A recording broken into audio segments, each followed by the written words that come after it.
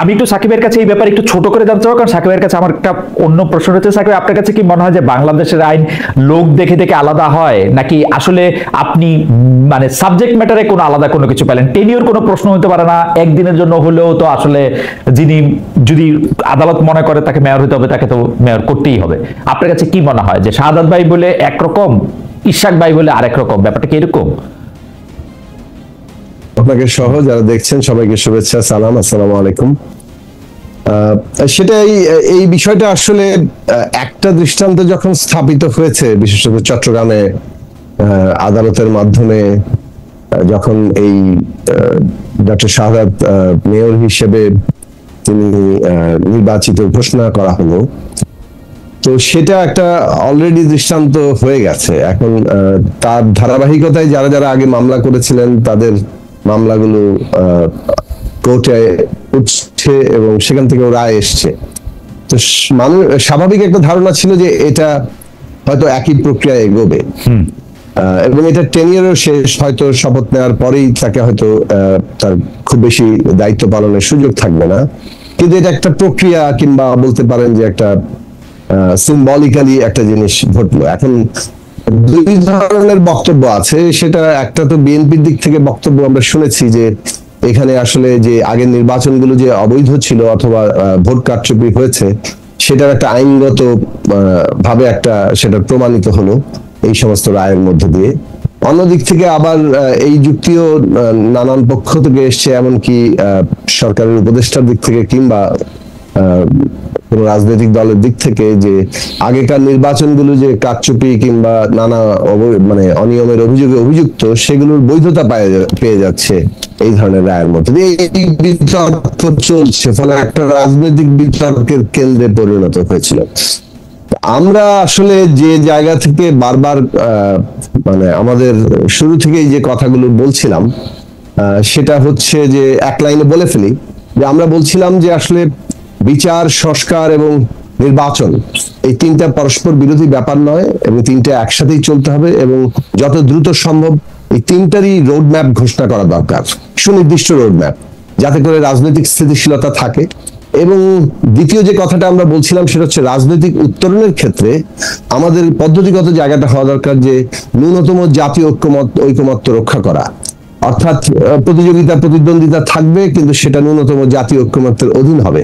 এর পদ্ধতিগত দিকটা হচ্ছে যে আমাদেরকে কনসেনসাসের উপর দাঁড়াতে হবে, যতটুকু ঐকমত্য হবে সেইটা হবে আমাদের জাতীয় সনদ, কিংবা যেটা আমরা সবাই মিলে করছি। অন্যদিকে যে সব বিষয়ে দ্বিমত আছে সেগুলো জনগণের কাছে নিয়ে যেতে হবে। জনগণই তাদের অংশগ্রহণ, ভোট ইত্যাদির মধ্য দিয়ে তারা আসলে বাংলাদেশের আগামী চেহারাটা কি দাঁড়াবে সেটার ব্যাপারে অবস্থান নেবেন।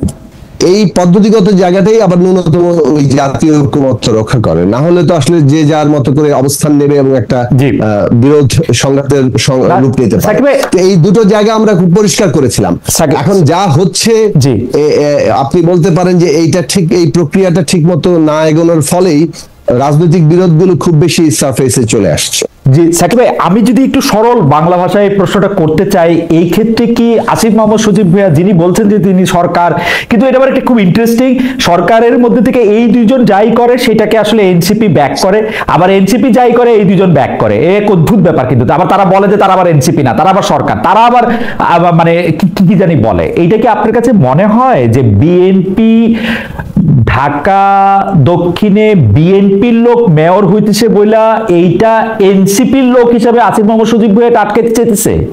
এইটা কি মনে হইতেছে? মানে আসলে ব্যাপারটা কি? নাকি এটা উনি যেটা বলতেছেন, একটি তরুণ যিনি এখন উপদেষ্টা পদে আছেন, তিনি যে বলতেছেন যে এর মধ্যে কিছু আইনি ব্যাপার আছে, আমি কোনো আইনি ব্যাপার দেখি না কিন্তু আসলে এর মধ্যে।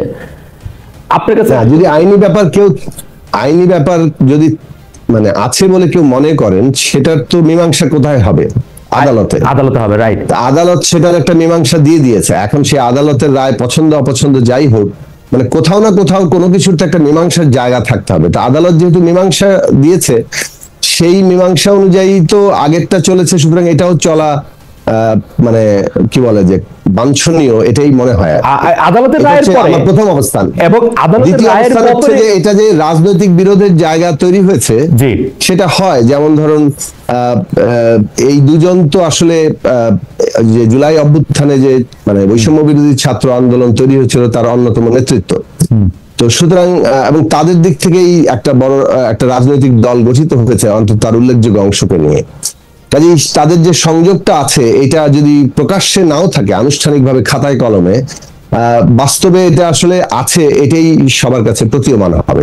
সেখানে আমাদের দিক থেকে আমরা একটা গুড উইশ, মানে একটা ভালো মানে শুভেচ্ছা থেকে আমরা বলেছিলাম আমাদের যে সমস্ত কি বলে যে ভালোবাসা আছে এই তরুণদের প্রতি, যারা একটা রাজনৈতিক দল গঠন করছে, তাদেরকে আমরা আমাদের দিক থেকে যে বিবেচনা এটা বলেছিলাম যে রাজনৈতিক দল গঠনের পরে এটা একটা রাজনৈতিক বিতর্কের জন্ম দিতে পারে যে এনসিপি গঠিত হচ্ছে, কিন্তু এনসিপির সাথেই ঘনিষ্ঠভাবে যুক্ত তাদেরই অন্যতম প্রতিনিধিত্বকারী, যদিও আনুষ্ঠানিকভাবে নেই, তারা সরকারে থাকলে মনে হবে যে এটা সরকার একটা পক্ষের দিকে হেলে পড়ছে। সে কারণে আমরা তাদের বলেছিলাম যে আপনারা পুরো রাজনৈতিক স্রোতে যুক্ত হন, অন্তর্বর্তীকালীন সরকারকে এই বিতর্কের ঊর্ধ্বে রাখেন। এটা আমাদের বলতে পারেন যে সাজেশন ছিল। না সাকিব ভাই, এটা আপনি বলেছেন, আমরা সবাই এটা খেয়ালও করেছি। আমি আপনার কাছ থেকে একটু জানতে চাইবো যে একটা দাবির ব্যাপারে। সাকিব, আপনি খেয়াল করেছেন যে জনাব নাসিরউদ্দিন পাটোয়ারি, যিনি এনসিপির একজন অনেক বড় নেতা, তিনি বলেছেন মানে শিক্ষাঙ্গনকে নষ্ট করেছেন ওয়াহিদুদ্দিন ভাই, অর্থ মন্ত্রণালয়কে নষ্ট করেছেন সালেউদ্দিন ভাই, এবং আইন মন্ত্রণালয়কে নষ্ট করেছেন আসিফ নজরুল ভাই। সুতরাং এদের তিনজনকে পদত্যাগ করতে হবে। মানে আপনার কাছ থেকে এটা জানতে চাইবো যে মানে এই ব্যাপারে আপনার মন্তব্য কি। এবং খুবই মজার ব্যাপার, আমি খুব খুশি হইতাম ওনারা যদি বলতো যে এই তিনজনকে নিয়োগ দিয়েছেন ইউনূস ভাইকেও পদত্যাগ করতে হবে, কিন্তু সেটা ওনারা বলেন না। মানে আবার ইন্টারেস্টিংলি ইউনূস সাহেব আজকে বলছেন যে পত্রিকার খবরে প্রকাশ, ওদেরকে সংযত হইতে, নাইলে উনি নাকি পদত্যাগ করবেন। একটি পদত্যাগ, এই ব্যাপারটা একটু সাকিব আপনি যদি আমাদেরকে বলেন, একটু সহজ কথায় আমাদের বলেন, তাহলে আমাদের জন্য একটু বুঝতে সুবিধা হয়। আপনি একটু শাহাদাত ভাইকে জি সাকিব ভাই দেখুন, মানে বিষয়টা হচ্ছে যে এরকম অনেকগুলো খবর তো ইতিমধ্যে সোশ্যাল মিডিয়া কিংবা বিভিন্ন মাধ্যমে ছড়িয়ে আছে। যেহেতু আমি ওইটার ভেতরে নাই, আমি তো কোনো এক্সাক্ট তথ্য ভিত্তিক কোনো কথা বলতে পারবো না। তবে ঘটনা চক্রে আপনি একটু মাঝখানে বলে রাখি, আমাদের দর্শকরাও বলতেছেন, আমিও মনে করি আপনি হচ্ছেন এনসিপির একজন মেন্টর, খুবই সুবিধা মানে খুবই তাদের সমর্থক, আপনি তাদেরকে খুবই প্রোটেক্ট করেন, সেজন্য আপনাকে আমরা আজকে ধরে নিয়ে আসছি, সরি আপনার সাথে আমরা যুক্ত হয়েছি এনসিপির শিক্ষকের কাছে শোনার জন্য যে এনসিপি আসলে কি করতেছে। সিরিয়াসলি এটা দর্শকরা বলছে। আমি মোটেই এনসিপির শিক্ষক কিংবা ইত্যাদি কিছু নেই। আমি যে কথাটা বলতে চাই যে বাংলাদেশের তরুণরা রাজনীতিতে আগ্রহী হচ্ছে, রাজনৈতিক দল গঠন করছে, অভ্যুত্থানের মতো এত বড় একটা জায়গাতে তারা জীবন দিয়ে একটা জায়গা সৃষ্টি করেছে।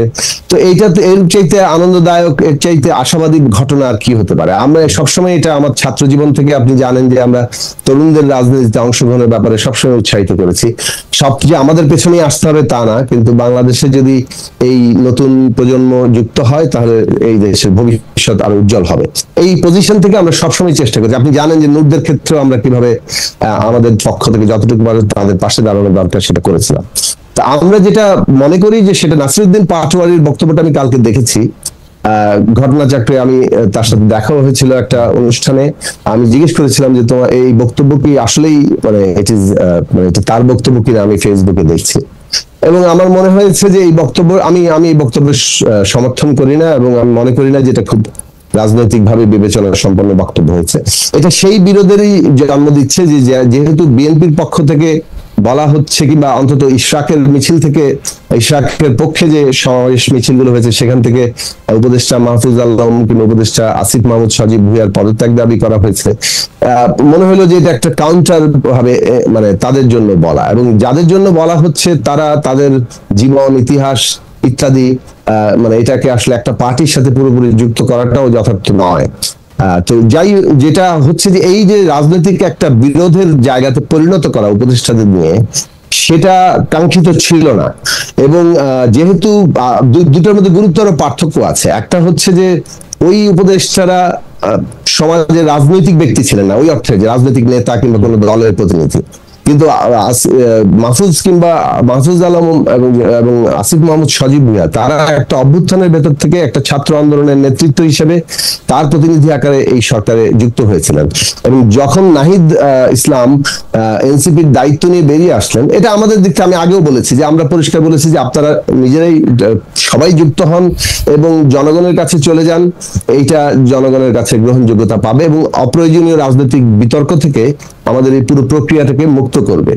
তো সেটা আমাদের অবস্থান ছিল। এখন এই প্রত্যেকেরই তো নিজস্ব রাজনৈতিক বিবেচনা আছে, তাদের রাজনৈতিক বিবেচনা থেকে তারা যা ভালো মনে করেছেন সেটাই তারা করেছেন, কিন্তু সেটা সেই রাজনৈতিক বিতর্কের জন্ম দিয়েছে, এতে কোনো সন্দেহ নেই।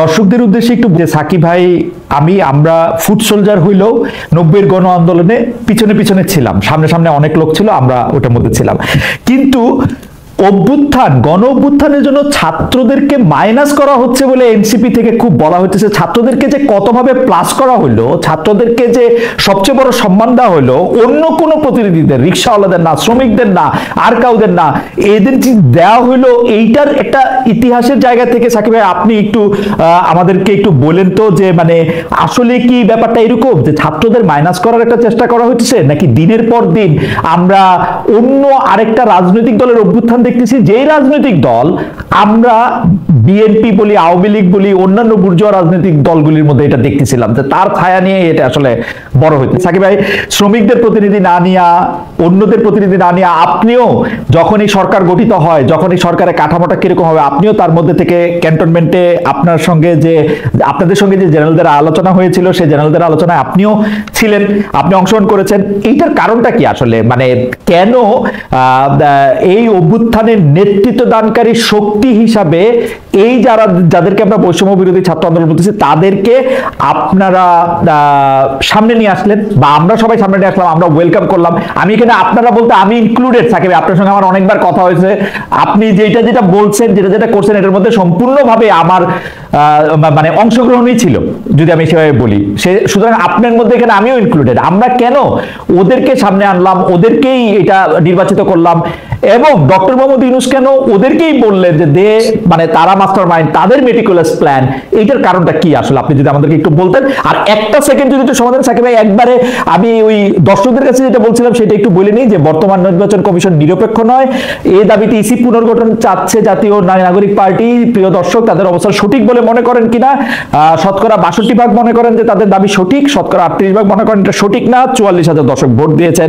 সাকিব ভাই, আপনার কাছ থেকে একটু আসতে চাই যে এই গণ অভ্যুত্থান পরবর্তী সরকার গঠন, তাদেরকে আনা এবং তাদেরকে মাইনাস করার যে প্রশ্নটা এখন আসছে, সেটা জায়গা থেকে যদি আপনি একটু বলেন। আচ্ছা, আমাকে একটু সময় দিবেন। মানে প্রথম বিষয় হচ্ছে আপনি যে কথাটা বললেন যে মানে আমরা কেন তাদেরকে আসলে ছাত্রদেরকেই সামনে নিয়ে আসলাম।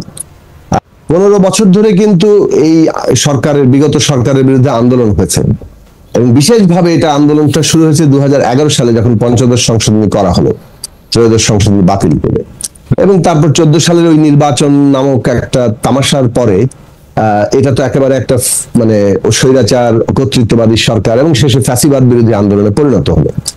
গুম, খুন, হামলা, মামলা, অত্যাচারের কোনো সীমা ছিল না। এই যে জমিনটাই কিন্তু একটা বৈষম্য বিরোধী কিংবা কোটা বিরোধী আন্দোলনকে বৈষম্য বিরোধী আন্দোলনে, এবং তারপরে এটাকে একেবারেই যখন নির্বিচার হত্যাকাণ্ড ঘটলো, এটা দ্রুত রাজনৈতিক আন্দোলনের রূপ পরিণত করলো।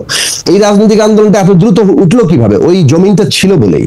ফলে এই দুইয়ের যে সংযোগ, এই সংযোগটা কোনোভাবেই মানে আলাদা করার চেষ্টা করাটা ঠিক হবে না। এটা হচ্ছে এইটা ধরে যদি আমরা আলোচনাটা করি, দেখুন বৈষম্য বিরোধী ছাত্র আন্দোলন, তাদের নেতৃবৃন্দ, তারা সবাই অংশ নিয়েছে, সবাই আত্মত্যাগ করেছে, কিন্তু তারা একটা ঐক্যের প্রতীক হয়ে উঠেছিল। মানে সবগুলো শক্তির রাজনৈতিক বিরোধ, পার্থক্য ইত্যাদি সত্ত্বেও একটা জায়গা তৈরি হয়েছিল যে এইটা আমাদের সন্তানদের আন্দোলন, এবং সমস্ত রাজনৈতিক পক্ষ, শ্রেণী পেশা, সিভিল সমাজ, শ্রমিক সংগঠন, কৃষক সংগঠন, তারা সবাই মানে এটার সাথে যুক্ত হয়ে পড়েছিলেন। তো এই ক্ষেত্রে তাদেরকে আসলে মানে বিবেচনার মধ্যে আনা হবে, সেক্ষেত্রে ওই ঐক্যের প্রতীক দিকটাকে গুরুত্ব দেওয়া হয়েছিল। আমি এটা আপনার প্রশ্নের উত্তরে বলবো যে যেহেতু তারা ঐক্যের প্রতীকে পরিণত হয়েছিল সে কারণে তাদের গুরুত্ব। আমরা কি বলেছিলাম 5 তারিখে সেনাভবনে, আমি পরিষ্কার করে প্রথম বাক্যতে শুরুতে এটা বলেছিলাম যে যে সিদ্ধান্তই আমরা গ্রহণ করি ছাত্রদের এঙ্গেজ করে করতে হবে। সেটা আমরা বঙ্গভবনে একই আলোচনা হয়েছিল যে ছাত্রদের এঙ্গেজ করতে হবে, যে কারণে সরকার গঠনের বিষয়ে একটা কথাই বলা হয়েছে যে ছাত্র আন্দোলনের মধ্য থেকে যে দাবি উত্থাপিত হয়েছিল যে গ্রহণযোগ্য একটি অন্তর্বর্তীকালীন সরকার গঠন করা হবে, সেটা করা হবে। কিন্তু এর কাঠামো কি হবে সেটা ছাত্ররাই এঙ্গেজ করে, তাদের এঙ্গেজ করে আলোচনাটা হবে, যে কারণে 5 তারিখে এই বিষয়ে কোনো আলোচনা হয় নাই। এই আলোচনা ছাত্রদের সাথে বসার পরেই কিন্তু তখন আলোচনা হয়েছে। কিন্তু যেটা ঘাটতি হয়েছে সেটা বলবো যে 6 তারিখ থেকে আলোচনাটা অপরাপর সকল শক্তি যারা অংশীদার ছিল তাদের সাথেও যে সমানভাবে আলোচনাটা প্রয়োজন ছিল, সবাই মিলে যে করা দরকার ছিল, সেটা যথার্থভাবে হয়ে ওঠেনি। সে কারণ ব্যাখ্যা পরবর্তীকালে করা যাবে। এই কারণ তুললে এখন বাদানুবাদ বাঁধবে, মানে একে অপরকে দোষারোপের জায়গা তৈরি হবে। সে কারণে আমরা বরং যেহেতু একটা উত্তরণকে গুরুত্ব দিয়েছি, সে কারণে জাতীয় ঐক্যের ওই ন্যূনতম জায়গাটা রক্ষা করার দিক থেকে আমরা বেশি মনোযোগ দিয়েছি এই ধরনের একে অপরকে দোষারোপ করার জায়গা থেকে। যখন ছাত্ররা এই প্রতিনিধিত্বের জায়গাতে গেল, একদল মানুষ ভেবেছেন ওকে ছাত্ররা যেহেতু সকলের প্রতীকে পরিণত হয়েছে তারা এখানে থাকতে পারে, কিন্তু যখন তারা রাজনৈতিক দল গঠন করবে তখন কিন্তু আবার তাদের এটা একটা অংশে পরিণত হচ্ছে। অর্থাৎ সরকার কেবল ওই ছাত্রদের রাজনৈতিক দলের একটা সরকারে পরিণত হচ্ছে কিনা এই প্রশ্নটা উঠে যাচ্ছে, অথবা ঝোঁকটা তৈরি হচ্ছে। সেই ক্ষেত্রে কিন্তু আমরা এসে বলেছি যে এতদিন একটা বাস্তবতা ছিল যে আপনারা ছাত্রদের প্রতিনিধি হিসেবে কিংবা আন্দোলনের প্রতিনিধি হিসেবে এখানে ছিলেন। এখন যদি আপনারা রাজনৈতিক দল গঠন করছেন, সরকারটাকে সকলের জন্য কারোরই ওইভাবে সরকার না, এটা একটা অন্তর্বর্তীকালীন সরকার, মোটামুটি নিরপেক্ষ সরকারের যে ধারণাটা তৈরি হয়েছিল, নিরপেক্ষ বলতে ওই অর্থে তো মানে কিছু পাওয়া একেবারে 100% কিছু পাওয়া যায় না, কিন্তু এটা মোটামুটি ভাবে আমরা যেহেতু সমর্থন করেছি সকলেই, এটা চালুক। আপনারা রাজনৈতিক দলের দিকে গেলে আপনাদের বরং জনগণের কাছে গ্রহণযোগ্যতার জায়গাটা বাড়বে। সেটা এগেইন আমি বলি এটা আমাদের মতামত গ্রহণযোগ্যতা তো বিভিন্ন ভাবে থাকতে পারে, নাও থাকতে পারে। তো যাই হোক, যে সাথে আসি যে এই যে তাদেরকে যে মর্যাদার জায়গায় কিংবা যে গ্রহণযোগ্যতার জায়গায় মানে সারা দেশের মানুষ কিংবা সকল রাজনৈতিক পক্ষ নিয়েছে, যেই মাত্র তারা একটা রাজনৈতিক পক্ষ হয়েছে তখন কিন্তু সে 2 দিনের রাজনৈতিক দল হোক আর একটা 20 বছরের পুরনো রাজনৈতিক দল, দুইটাই কিন্তু রাজনৈতিক দল। এখন রাজনৈতিক দলের স্বার্থ তো কমন, মানে তারা তো চায় যে জনগণকে ঐক্যবদ্ধ করে জনসমর্থন নিয়ে ক্ষমতায় যেতে। তো ক্ষমতায় গেলে দায়িত্ব পেলে তারা রাষ্ট্র পরিচালনা করবে, জনগণের উপকার করবে, এটাই তো তাদের লক্ষ্য।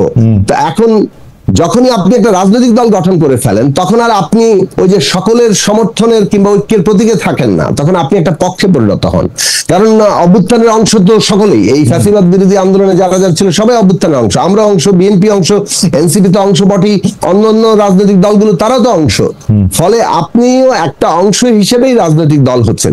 এখন এগুলো হচ্ছে যুক্তির কথা, যুক্তির কথার উপরে আমরা দাঁড়াতে চেয়েছি সবসময়, কেননা যুক্তির জায়গাতে যদি আমরা না দাঁড়াতে পারি তাহলে ব্যাপারটা পুরোপুরি শক্তি পরীক্ষার জায়গায় চলে আসবে, এবং শক্তি পরীক্ষার জায়গায় আসলে সংঘর্ষ অনিবার্য। সেটা আমাদের জন্য মঙ্গলজনক হবে না, এটা বরং পতিত শক্তি এটা সুবিধা নেবে। সেই কারণে আমরা বারবার বলেছি যে আমরা কনসেনসাসের উপর দাঁড়াই, আর যেগুলোতে আমাদের দ্বিমত আছে সেগুলো নিয়ে আমরা জনগণের কাছে যাই। আমরা যদি শুরু থেকে আমার মনে হয় জনগণের কাছে যেতাম, ধরুন বিএনপি 5টা বিষয় একমত, আমরা 10টা বিষয় চাই, তো 5টা বিষয় যেগুলোতে একমত আর যে 5টা বিষয় একমত নয় সেটা নিয়ে যদি আমরা জনগণকে ঐক্যবদ্ধ করে নির্বাচনে আমাদের পক্ষে মানুষের মত নিয়ে আসতে পারতাম, কথার কথা বললাম, সেটা হতো, সেটাই তো পদ্ধতি না। সাকিব ভাই, আমরা রাজনৈতিক দল করেছি, আমরা যে জনগণের কাছে যাব, আমার তো একটা ঘোষিত নীতি থাকতে হবে। কি একটা আমি বলতে থাকি যে আমি একটা মধ্যপন্থা, আমি বামরে একবার বলি, ডানের মাথায় একবার চড়ি, এইভাবে করে তো হয় না। আমি একটা জিনিস, আমার একটা নীতি কি হবে সেটা আমি এখনো পরিষ্কার করে বলতে পারি না। ওদের 6 জন লোক 53 রকম কথা বলে, মানে এটা তো আমি আসলে এর থেকে অন্তত একটু বেশি। এই ক্ষেত্রে একটু আমি ডিফেন্ড করি, সেটা হচ্ছে যে দেখুন ওদের একটা নতুন রাজনৈতিক দল পরিগঠনের পর্যায়ে আছে, ফলে সবাই মিলে একটা মতে দাঁড়াতে হবে, সেটা একটা প্রক্রিয়ার ব্যাপার, অল্প সময়ে সেটা হয়তো দাঁড়াবে। একটা রাজনৈতিক দল দক্ষিণে যাবে না উত্তরে যাবে, দক্ষিণে যাবে না উত্তরে যাবে, সেইটা ওরা বলতে পারে না। এইটাতে সবাই এক রকম কথা বলবে। আমি আর আপনি একই দল করে দুই দল করতে বলতে পারবো, কিন্তু আমি দক্ষিণে যাবো না উত্তরে যাবো সেইটা কি আমরা এক একজন এক এক রকম বলবো? এইটা এই বিষয়ে তাদের অস্পষ্টতা তো প্রকাশিত, এবং এই বিষয়ে তাদের মধ্যে নিশ্চিতভাবেই বিতর্ক আছে, সেটা প্রায় প্রকাশ্যে চলে আসে, সেটা বোঝা যায়। কিন্তু যেটা হচ্ছে, ধরেন এই বিষয়ে আমরা একটা জাজমেন্ট দিতে পারি, আপনি আমরা মানে বিভিন্ন জন বিভিন্নভাবে জাজমেন্ট দিতে পারে যে তাদের দল খারাপ হচ্ছে না ভালো হচ্ছে, শক্তিশালী হচ্ছে না দুর্বলতা থেকে যাচ্ছে, এইসব। কিন্তু যাই থাকুক, বিএনপি সম্পর্কে মানে অনেকগুলো অভিযোগ উঠছে না, তাদের দখল, চাঁদাবাজি। এটা তো খালি অভিযোগ তোলার ব্যাপার না, খোদ তাদের নেতৃবৃন্দ এটাকে মানে অপোজিশন না, আমি তো বিএনপি কে বুঝি না সাকিব ভাই, এই বিএনপি কে বোঝার জন্য একটু ডক্টর শাহাদাতের কাছে যাব। এইটা একটু প্রশ্নটা আমি শেষ করি, আমি শেষ করি কথাটা ভুল বোঝা। সেটা হচ্ছে যে বিএনপি নিজেই স্বীকার করছে যে এখানে তাদের লোকেরা অনেক ক্ষেত্রে চাঁদাবাজির সাথে যুক্ত হয়ে পড়ছে, এবং তারা প্রায় 3000 লোককে বহিষ্কার করছে, তারপরেও এটা কন্ট্রোল করা যাচ্ছে না। তো এখানে তো সরকারেরও দায়িত্ব আছে যে যারা চাঁদাবাজি করছে তাদেরকে আইনের আওতায় আনা, কিন্তু সেক্ষেত্রে আবার কোনো অগ্রগতি নাই। তো সেটা একটা পার্ট। ফলে বিএনপি সম্পর্কে জাজমেন্ট আছে, এনসিপি সম্পর্কে জাজমেন্ট আছে, জনসংহতি সম্পর্কে জাজমেন্ট আছে, কিন্তু এই সবগুলোর মীমাংসা কি? আমি আবারও বলি, মীমাংসা হচ্ছে নির্বাচন। মীমাংসা হচ্ছে নির্বাচন। আমি এটাতে আসবো, এই মীমাংসার নির্বাচন এবং নির্বাচন কমিশনের। আমি একটু শাহাদাত ভাইয়ের কাছে একটু বিএনপি বুঝতে চাই। শাহাদাত ভাই, আমার বিএনপি নিয়ে রিডিং হচ্ছে বিএনপি এখন আওয়ামী লীগের সবচেয়ে বড় বন্ধু। এই বন্ধুত্ব যদি আগে থাকতো, বিএনপি যেসব বিষয় নিয়ে এখন কথা বলে, আমি যদি সেটাকে মুক্তিযুদ্ধ বলি, আমি যদি সেটাকে স্বাধীনতার সময়ের কথা বলি, আমি যদি সেটাকে অসাম্প্রদায়িকতার জায়গা থেকে বলি, তাহলে বাংলাদেশের রাজনীতি অনেক আগে অন্য পথে ডিসাইডেড হতো। বিএনপি কেন এখন এরকম একটা রাজনৈতিক অবস্থান নিচ্ছে তাকে তখন আওয়ামী লীগের ছায়া মনে হচ্ছে? আওয়ামী লীগের লোকজনকে আপনাদেরকে টাকা পয়সা দিচ্ছে? আপনারা কি আওয়ামী লীগের লোকজনের সবচেয়ে বড় বন্ধুতে পরিণত হচ্ছেন? আপনি দেখেন এনসিপির সবগুলি দাবি, এনসিপি বলি, অন্য সবকিছু বলি, সাকিবের দাবি, এগুলি মানা বিএনপির জন্য কোনো ঘটনাই না। বিএনপি এটা মানতেই পারতো, বিএনপি এটা মানতেছে না কেন, এটা আমি বুঝতে পারি না। মানে স্থানীয় সরকার নির্বাচন আগে হলে কি অসুবিধা, গুরুত্বপূর্ণ দুটো সংস্কার আগে হলে কি অসুবিধা, এমনকি গণপরিষদ নির্বাচন আগে হলে কি অসুবিধা, আমি এগুলি বুঝতে পারি না। বা জাতীয় সংসদ নির্বাচনের লক্ষ্য যদি একটা গণপরিষদ হয়, সংবিধান চেঞ্জ করা হয়, তাহলে কি অসুবিধা? বিএনপি কেন প্রতিটা বিষয়ে, মানে আমি কি বলবো, প্রতিটা বিষয় দ্বিমত করতেছে, অমত দিতেছে, দোষ ধরতেছে, হিউমিলেট করতেছে? দুদু ভাইয়ের কথাটাই আপনি ধরেন, আমরা কি এই কথা এইখানে আবার বলতে পারবো? কেন দুদু ভাইকে এদের নিয়ে এই কথা বলতে হবে? কি করলে কি হয়ে যাবে? আপনি চিকিৎসক হিসেবে আপনি দুদু ভাইয়ের একটু বলা উচিত যে মানে এরকম কথা যাতে উনি বলেন না, যেটা আসলে